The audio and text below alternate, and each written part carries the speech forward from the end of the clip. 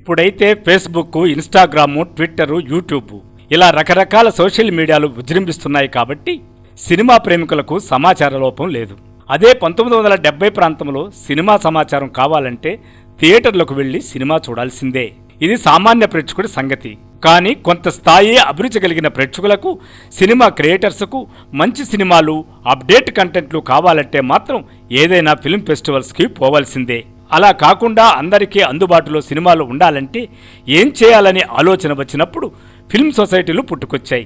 అలాంటి number of film సొసైటీల గురించి తెలుసుకునే ముందు మా విశ్వ రివ్యూ ఛానల్ని సబ్స్క్రైబ్ చేసుకోండి.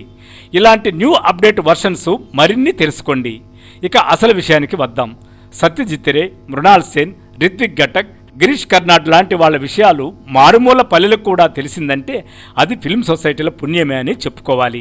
ఈ విషయంలో మొట్టమొదట అడుగు వేసిన వాడు ప్రముఖ మలయాళీ దర్శకుడు ఆదూరి గోపాలకృష్ణనే చెప్పాలి. వీరు వారి సహచరుడు భాస్కరన్తో కలిసి 1965లోనే త్రివేంద్రంలో చిత్రలేఖ అనే ఫిల్మ్ సొసైటీని ప్రారంభించాడు.